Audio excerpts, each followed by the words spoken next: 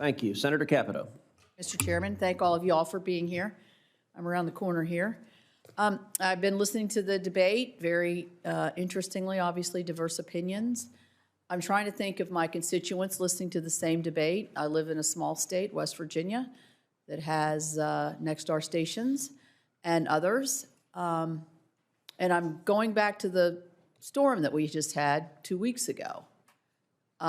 What is everybody watching? They're watching their local broadcaster. They want to find out what roads are closed, what schools are closed, what can we anticipate coming forward.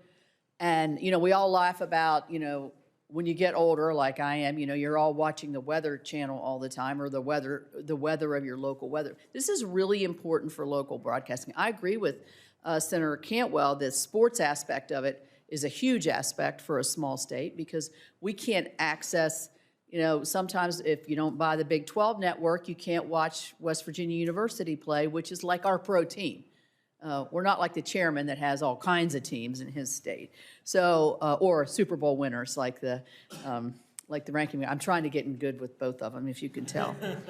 So if I'm sitting there and I've just experienced, and I'm watching this hearing, I'm going to give it to all four of you because I'm interested to see how would your position help those people that desperately need to have that local programming in times of emergency, weather outages, you know, and all other political news and everything. How would, and then we'll start with Mr. Reddy. Okay, well, let's imagine in one of those markets in your state, Senator, Nexstar owned 2 to 4 of the major highly rated stations, because in 30 markets across the country, they will have that type of dominance. And we know that in 15 already, they just merged the newsrooms. So if you go to the NBC channel, for instance, which they might have as an affiliate, and you see that they're covering the hospital and what's happening at the hospital as a result of the tragedy or the natural disaster. And then you watch the CBS station, which they also own, and they have the same reporter at the hospital, but they don't have the resources because they combine newsrooms. They're not at the school, which some kids were injured, let's say.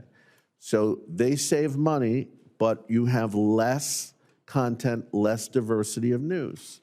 And that's the danger of both local consolidation and national consolidation. Okay. Let me ask Mr. Leggett to answer that. Thank you, Senator.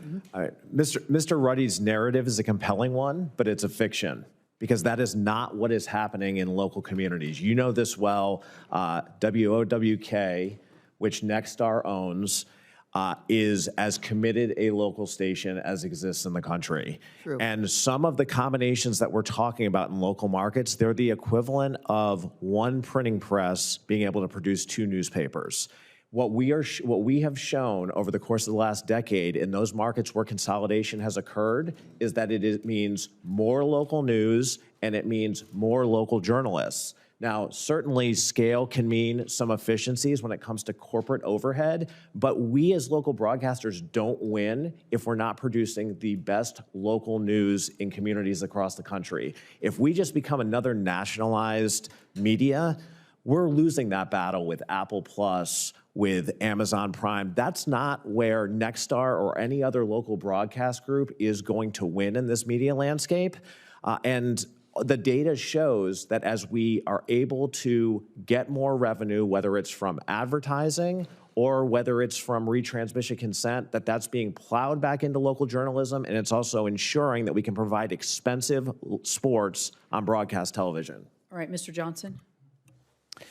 Well, thank you for the question, Senator. Having spent a year out in West Virginia working for General Morrissey back in 2017, I think it's very important that West Virginia communities get represented in these debates over media ownership. I think there's 2 ways in which removing some of these prescriptive ownership rules will help West Virginia communities. First of all, with respect to local news stories, as you say, the economies of scale that you introduce when you have larger station groups, that allows local affiliates to be more nimble. If there's a natural disaster, a pressing local news issue, they can often redirect resources to make sure that there's 24/7 coverage of whatever it is that's going on in a way that smaller independent stations sometimes cannot. The other thing is it gives affiliates more leverage at the bargaining table, both with the national networks and with streamers and online platforms, or oftentimes right now the networks really have the biggest seat at the table, so that you're asking questions like, can we have more local programming in West Virginia? Can we have more control over programming? That's going to ensure that those stations represent West Virginia values and not just California values. All right, thank you. And then Mr. Waldman, you want to take a swing at that?